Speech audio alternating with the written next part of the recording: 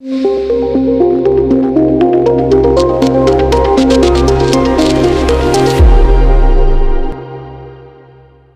प्रामुख्याने ग्रामीण भागामधून खूप उत्स्फूर्त साथ मिळते, काय तुमच्या भावना? सर्वप्रथम मी महाराष्ट्रातील सगळ्या रसिक प्रेक्षकांचे आभार मानेल की संपूर्ण महाराष्ट्रात इतिहास घडवणारा एक सिनेमा आत्ता थिएटरमध्ये चालू आहे. मी आत्ता नारायणगावमध्ये आलोय. नारायणगावच्या थिएटर्सला भेटीगाठी देतोय. लक्ष्मी सिनेप्लेक्सला मी आलोय. मी सर्वप्रथम नारायणगावकरांचा आभार मानतो की 12 दिवस सगळे शो तुम्ही हाऊसफुल केले.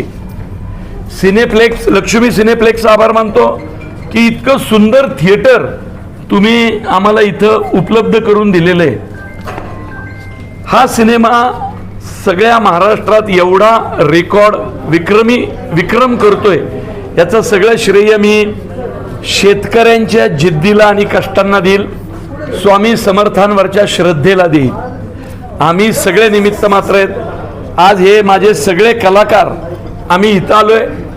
मुद्दाम ग्रामीण भागातल्या प्रत्येक थिएटरला आम्ही भेटीगाठी देतोय. बहुतांश वेळेला काय होतं, कलाकार पुण्या मुंबईत फिरतात, काही जण तर त्याचे तेवढेही जात नाहीत आणि ग्रामीण भागातला माणूस उपेक्षित राहतो. आपण एकतर सगळ्याच बाजूंनी उपेक्षित आहोत आणि तसं असताना सिनेमाच्या, मी स्वतः ग्रामीण भागातला असल्यानं लहानपणी वाट बघायचो, अरे कुणीतरी कलाकार आपल्या तालुक्याच्या गावाला येईल, आपल्याला भेटेल, पण असं कधी झालं नाही आणि ते मनात कुठंतरी होतं. म्हणून माझा सिनेमा मुळशी पॅटर्न काय, हा काय, हंबीरराव काय, धर्मवीर काय, स्वतः हा ग्रामीण भागात मी फिरतो. कारण ग्रामीण भागातल्या माणसाच्या चेहऱ्यावर जो आनंद दिसतोय तो खूप काहीतरी बोलून जातो, आनंद देऊन जातो. आजकाल शहरातली माणसं सुद्धा ग्रामीण माणसाला खूप जपतायत. ग्रामीण भागातनं आलेले आठवडी बाजार शहरातली माणसं स्वतःहून जाऊन खरेदी करतायत. शहरात आजकाल कित्येक लोक शेतकऱ्याच्या गाडीवरती बार्गेनिंग करत नाही, म्हणजे शहरातल्या माणसांनी पण कुठंतरी ग्रामीण भागातल्या शेतकऱ्यांची दखल घेतली आहे. तर आता हे जीवाशिवाचं नातं एकत्र येतंय आणि हेच मूळ कारण आहे या चित्रपटाच्या यशाचं. फक्त 11 दिवसात मला सांगायला आनंद होतोय, 11 दिवसात 50 कोटी 15 लाखाचा व्यवसाय यांनी महाराष्ट्रात केला आणि एक नवं रेकॉर्ड आजपर्यंत झालेलं आहे. ही स्वामींची कृपा आणि रसिक मायबापाचं प्रेम असंच राहू द्या. हा चित्रपट आजवरचा महाराष्ट्रातील सर्वात मोठा चित्रपट म्हणून डिक्लेअर करायचं आहे. त्याचं कारण सांगतो. पैशा पाण्याच्या पलीकडे हा सिनेमा आमचे निर्माते कैलास वाणी साहेब आणि त्यांचा वाणी परिवार यांनी काय ठरवलंय माहिती आहे, देऊळबंद चित्रपटातून त्यांचं जे काही निर्मिती मूल्य, पब्लिसिटी, अजून काय वरचा खर्च, तो सगळा जाऊन जो पैसा उभा राहणार आहे, आम्ही आत्महत्याग्रस्त शेतकऱ्यांच्या मुलींची जी शिक्षण थांबली आजवर, त्याच्यासाठी सगळा पैसा देऊन टाकणार. त्यामुळं 5 पैशाचा मोह नाही, कदाचित त्याच्यामुळंच स्वामी समर्थ भरभरून या सिनेमाला देत आहेत. त्यामुळं ग्रामीण भागातला माणूस इथं येऊन जे तिकीट काढतोय त्याच्यातनं जो निर्मात्याचा नफा असणार आहे, तो नफा म्हणजे शेतकऱ्याचेच पैसे, प्रेक्षकांचेच पैसे एका चांगल्या कामासाठी जाणार आहेत. सरकार काहीतरी करतंय, प्रशासन काहीतरी करतंय, त्याच्यातच आमच्यासारख्या एका कलाकारांचा छोटासा हातभार कैलासवाणी लावतायत, याचा आनंद होतोय. त्यामुळं हा सिनेमा प्रवीण तरडेचा, देवेंद्र गायकवाडचा, पिट्याबाईचा, जगन्नाथ निवंगुनेचा, अतुल कुडलेचा नाही, कैलासवाणींचा नाही. हा सिनेमा तुमचा समजून पब्लिसिटी करा, कारण इथं कोणी पैशा पाण्याच्या मोहानी करत नाहीये. दिवस रात्र कुठला कलाकार येत नाही हो. ही लोक हातचे काम धंदे सोडून फिरतायत. देवेंद्र गायकवाड आज त्याच्या लग्नाचा वाढदिवस आहे, लक्षात घ्या, तुम्ही समजून घ्या. सगळ्यांना बायका आहेत, किती टेन्शन असतं, पण त्यांनी बायकोला सांगितलं नाही, आज नारायणगाव, मनसर, चाकणचा दौरा आहे, ग्रामीण भागातल्या लोकांना भेटायचंय, अॅनिव्हर्सरी पुढच्या वर्षी अजून जोरात करू, त्याच्यासाठी टाळ्या वाजल्या पाहिजे. दर दिवशी 3 शेतकरी आत्महत्या करतात, अशी परिस्थिती महाराष्ट्रात असताना यापुढे तुम्ही त्यांना काय मार्गदर्शन करू शकाल? मी काय मार्गदर्शन करायचंय, जे करायचंय माझ्या सिनेमाने केलं की. माझा सिनेमा जो बघेल त्या शेतकऱ्याच्या मनात आत्महत्येचा विचार येणार नाही, हे मी खात्रीला एक सांगतो. त्यामुळे माझ्याकडनं एवढंच शक्य ना. आता मी एक कलाकार माणूस, मी काय करू शकतो? दादा एंटरटेनमेंट आणि श्रद्धा नेमका गाभा काय पिक्चर काय सांगाल? श्रद्धा निव्वळ मनोरंजनासाठी मी सिनेमे करत नाही. मुळशी पॅटर्न नुसतं मनोरंजनाचा सिनेमा आहे? इथं किती शेतकरी आहेत तुम्हाला वाटतं? बरोबर की नाही? शेती इकायची नसते, शेती राखायची असते. मनोरंजनासाठी सिनेमे बनवणारे खूप आहेत. प्रवीण तरडे त्याच्या अटी नाही. चित्रपटाच्या सिनेमा समाज प्रबोधन, मनोरंजन हातात हात घालून गेलं पाहिजे. यशानंतर दिंडोरी किंवा अक्कलकोटला तुम्ही गेलात का? यानंतर अरे सिनेमाचं टीजर लॉन्च, अरे पहिल्यांदा असं झालं मराठी सिनेमाच्या इतिहासात. टीजर लॉन्च कुठं झाला?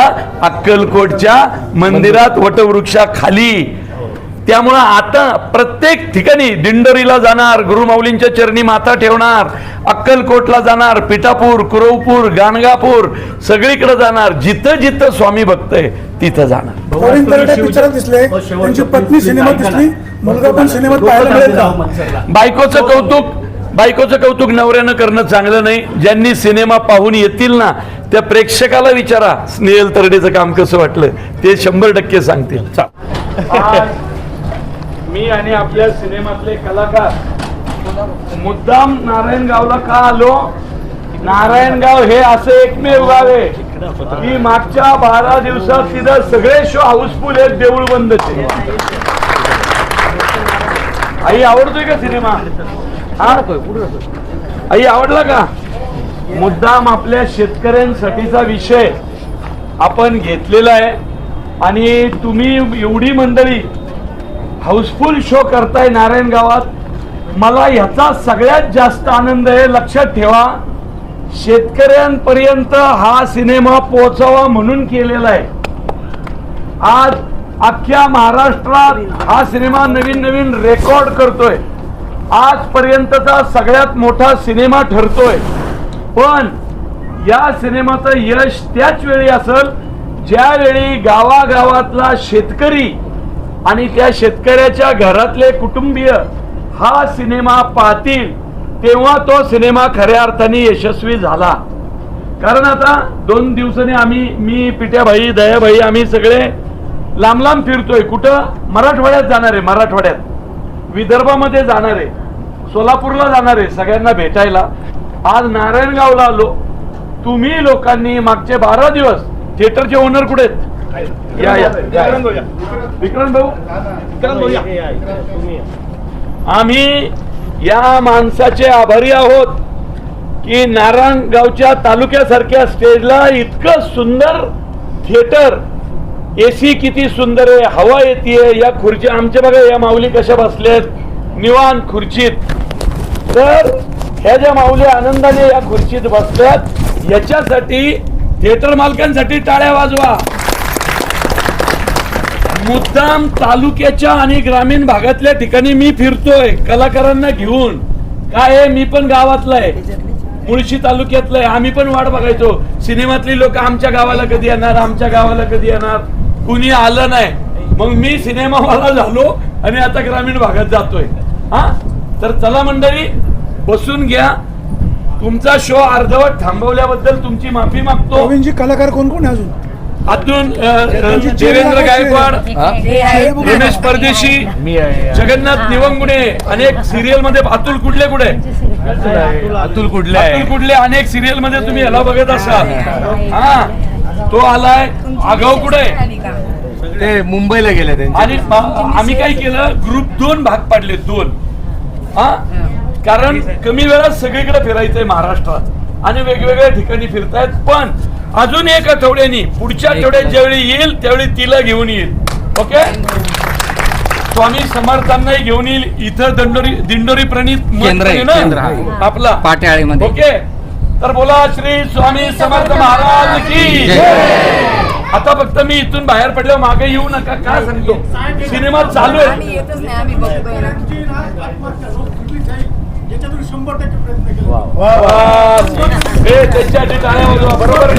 साहेब 2 आत्महत्या इथं झालेल्या आहेत, पण ह्या चित्रपटामुळे थांबल्या जातील. हे बघा, माझा शब्द आहे, तालुक्यातल्या प्रत्येक शेतकरी कुटुंबाला कुटुंबाने एकत्र येऊन सिनेमा बघायचा.